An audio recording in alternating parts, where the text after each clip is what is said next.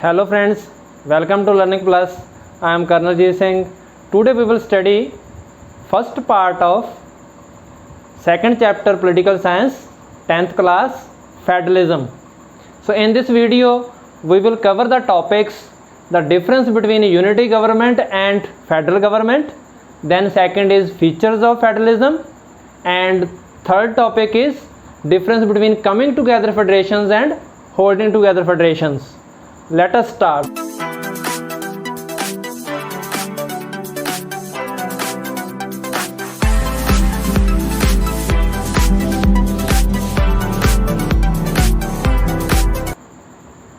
So friends, जो first chapter political science का हमने पढ़ा पावर शेयरिंग, उस चैप्टर में हमने पढ़ा था different forms of power sharing, and one part of that was, one form of power sharing was vertical power sharing, vertical distribution of power between different levels of government. It may be central government, state government, and then local government. So federalism, what is federalism? Federalism is when there are two or more than two levels of government, that system is called federal system or federal type of government. तो इस chapter में हमने जो है वो federal government के बारे में, जो उसकी फीचर्स हैं वो हमने जो है कंप्लीट करनी है, और फीचर्स के बाद में हमने इंडिया में जो फेडरल स्ट्रक्चर है वो कैसा है वो हमने समझना है। और इंडिया का जो फेडरल स्ट्रक्चर के बाद में, इंडिया में 1947 के बाद कौन कौन सी चेंजेस आई, ठीक है, कैसे फेडरल स्ट्रक्चर जो है उसको इम्प्लीमेंट किया गया और कैसे सक्सेसफुल हुआ, और decentralisation of powers in India, ये कंप्लीट चैप्टर हम जो है वो सारे टॉपिक्स इसमें करेंगे। तो आज की जो वीडियो है उसमें हमारा जो टॉपिक है वो फेडरलिज्म ही है, ठीक है। तो फेडरलिज्म जो है, फेडरल स्ट्रक्चर और यूनिटरी गवर्नमेंट, इन दोनों में डिफरेंस क्या है, ठीक है। तो पहले हम ये डिफरेंस देखेंगे। तो फेडरल टाइप जो गवर्नमेंट है वहाँ से पे दो या दो से ज़्यादा लेवल्स हैं गवर्नमेंट के, ठीक है, एक गवर्नमेंट नहीं है वहाँ उस पर। तो जो पावर है वो डिवाइडेड है दो या दो से ज़्यादा लेवल्स ऑफ गवर्नमेंट के बीच में, ठीक है। बट जो यूनिटरी गवर्नमेंट है वहाँ पे एक ही लेवल है गवर्नमेंट का, ठीक है, वहाँ पे सेंट्रल गवर्नमेंट ही है, स्टेट गवर्नमेंट नहीं है वहाँ पे मोस्ट केसेस में, ठीक है। Second is distribution of power, जो सेंटर और स्टेट के बीच में पावर्स जो हैं वो डिवाइडेड हैं यहाँ पे, ठीक है। कुछ पावर्स सेंटर के गवर्नमेंट में के हाथ में है, बाकी की पावर जो है वो स्टेट गवर्नमेंट के हाथ में है। जबकि जो यूनिटरी गवर्नमेंट है यहाँ पे पावर की डिवीज़न नहीं है। Third difference is that different levels enjoy power independently. जो फेडरल स्ट्रक्चर है उसमें जो सेंटर है, स्टेट है या लोकल गवर्नमेंट है, वो अपनी अपनी पावर्स को इंडिपेंडेंटली जो है वो इम्प्लीमेंट कर सकते हैं, इंडिपेंडेंटली जो एंजॉय करते हैं, ठीक है। जबकि जो यूनिटरी गवर्नमेंट वाला सिस्टम है उसमें यहाँ तो सब यूनिट्स है ही नहीं है, ठीक है, एक ही लेवल है गवर्नमेंट का। अगर वहाँ पे सबॉर्डिनेट लेवल है कोई गवर्नमेंट का तो उसको जो है वो इंडिपेंडेंट नहीं है, वो जो सेंट्रल गवर्नमेंट बिल्कुल उसका जो सबॉर्डिनेट है उसके अकॉर्डिंगली काम करता है वो, ठीक है। तो ये है हमारा यूनिटरी सिस्टम।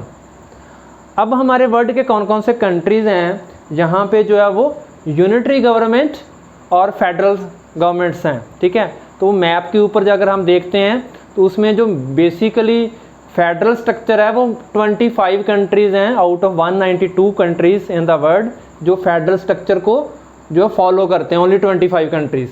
और ये जो 25 कंट्रीज़ हैं मोस्टली जो है वो लार्जर जोग्राफिकल एरिया वाले कंट्रीज़ हैं, एक्सेप्शंस भी हैं उसमें, स्मॉलर वाले भी हैं, बट मोस्टली जो है लार्जर जोग्राफिकल एरिया वाले कंट्री हैं, ठीक है। जैसे India, USA, Brazil, Australia, Canada, ठीक है, all these countries are federal countries. Whereas unitary government country जो हैं वो मोस्टली जो है वो स्मॉल साइज़ है, बट उसमें भी एक्सेप्शंस है। एक्सेप्शंस कंट्री कौन से हैं? जो लार्जर एरिया वाले हैं, चाइना उसमें एक्सेप्शन है, ठीक है।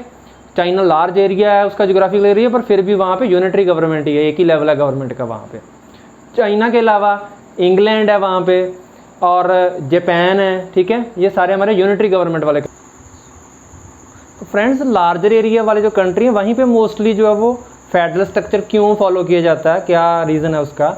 उसमें ये है कि जो लार्जर एरिया है, जोग्राफिकल एरिया, वहाँ पे ज़्यादा डाइवर्सिटी है, रीजन्स जो है वो काफ़ी ज़्यादा हैं, वहाँ पे डिफरेंट टाइप के लोग रहते हैं, तो वो लार्जर एरिया को कंट्रोल करने के लिए सेंट्रल गवर्नमेंट भी चाहिए, और जो रीजन्स हैं डिफरेंट रीजन्स को कंट्रोल करने के लिए वहाँ पे स्टेट गवर्नमेंट भी चाहिए।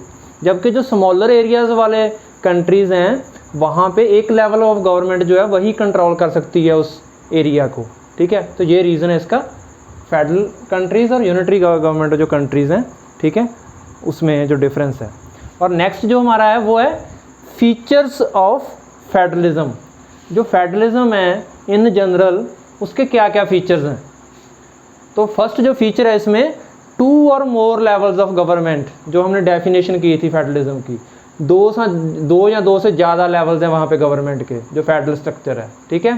सेकंड फीचर जो इसका है, each tier has its own area of jurisdiction.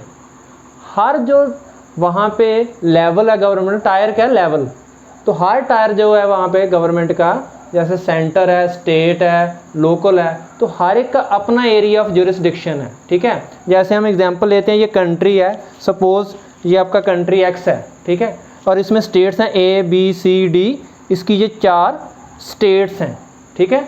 अब जो कंट्री है, कंट्री की जो सेंट्रल गवर्नमेंट होगी एक्स कंट्री की, उसका एरिया ऑफ ज्यूरिसडिक्शन क्या होगा, पूरा पॉलिटिकल बाउंड्रीज जो उस कंट्री की हैं, वो पूरा एरिया जो है वो उस कंट्री की जो सेंट्रल गवर्नमेंट है उसका एरिया ऑफ ज्यूरिसडिक्शन है। एरिया ऑफ ज्यूरिसडिक्शन क्या होता है, वो ज्योग्राफिकल एरिया जिसके अंदर किसी अथॉरिटी की, ठीक है, जो लीगल उसकी जो अथॉरिटी है वो काम करती है, वहाँ पे उसके लॉज काम करते हैं, या वहाँ से रेवेन्यू कलेक्ट कर सकती है वो अथॉरिटी, उसको कहते हैं एरिया ऑफ ज्यूरिसडिक्शन, ठीक है। अब सेंट्रल गवर्नमेंट का जो एरिया ऑफ ज्यूरिसडिक्शन है वो पूरा ये कंप्लीट एरिया है कंट्री का with in the political boundaries of that country.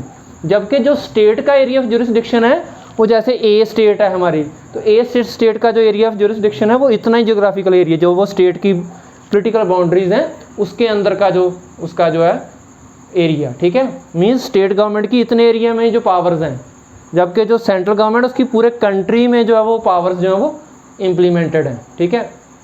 This was the second point. Then third point जो है हमारा, jurisdiction and power of each tier is granted by constitution. जो हर टायर है, सेंट्रल लेवल है, state level है, उसकी क्या क्या पावर्स होंगी, कौन कौन से लॉज वो बना सकते हैं, किस किस जो सब्जेक्ट के ऊपर, ठीक है, कहाँ से रेवेन्यू कलेक्ट कर सकते हैं। तो ये जो पावर्स है ये कॉन्स्टिट्यूशन में क्लियरली डिफाइंड है, कॉन्स्टिट्यूशन में लिखी होती हैं, ठीक है। सेंटर के पास क्या पावर्स रहेंगी, स्टेट के पास क्या पावर्स रहेंगी। After it next point is independent judiciary. तो वहाँ पे जो जुडिशरी है फेडरल कंट्रीज़ में, judiciary is independent of executive and legislature, ठीक है। तो लेजिस्लेचर और एग्जीक्यूटिव जो है वो जुडिशरी को जो है उसके काम को इफेक्ट नहीं कर सकते, जुडिशरी अपना काम इंडिपेंडेंटली करती है, ठीक है। Next point, next feature of federalism here is changes by consent of both the levels of government. अब अगर जो कॉन्स्टिट्यूशन है फेडरल कंट्री का, उसका जो बेसिक फेडरल स्ट्रक्चर है उसमें कोई चेंज करना है, ठीक है, बेसिक फेडरल स्ट्रक्चर जो है, जो पावर्स डिवाइड कर रहा है सेंट्रल और स्टेट के बीच में, उसमें अगर कोई चेंज करना है तो वो ओनली सेंट्रल गवर्नमेंट नहीं कर सकती, उसके लिए सेंटर और स्टेट दोनों का कंसेंट चाहिए। सेंटर भी उसको जो है मेजॉरिटी से पास करे उस चीज़ को, और स्टेट गवर्नमेंट्स जितनी है वो भी मेजॉरिटी से पास करें उस बिल को, तभी वो चेंज हो पाएगा हमारे कॉन्स्टिट्यूशन में। एक लेवल ऑफ गवर्नमेंट जो है वो कॉन्स्टिट्यूशन चेंज नहीं कर सकती, ठीक है।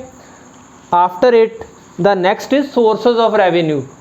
जो सोर्सेज ऑफ रेवेन्यू हैं वो कहाँ से, कौन सा टैक्स जो है वो कौन सी गवर्नमेंट जो कलेक्ट करेगी, ठीक है, उसका रेवेन्यू कहाँ से आएगा, ये चीज़ भी जो है वो हमारे कॉन्स्टिट्यूशन जो है, कॉन्स्टिट्यूशन में वो डिफाइंड होती है। उस कंट्री का जो कॉन्स्टिट्यूशन है उसमें क्लियरली वो जो डिफाइन किया होता है, सेंट्रल गवर्नमेंट कौन से टैक्सेस कलेक्ट करेगी और स्टेट गवर्नमेंट कौन से टैक्सेस कलेक्ट करेगी, ठीक है। जैसे फॉर एग्जांपल इंडिया में है तो पेट्रोलियम जो है उसके ऊपर सेंटर का अपना जो स्लैब है टैक्स की, और उसके बाद में स्टेट जो सेंट्रल गवर्नमेंट है उसकी अपनी स्लैब है, स्टेट गवर्नमेंट की अपनी स्लैब है, तो डिफरेंट टैक्सेस हैं दोनों की, ठीक है। तो वो जो है वो ये जो है रेवेन्यू कहाँ से आना है वो चीज़ डिफाइंड है clearly. After that last is dual objective.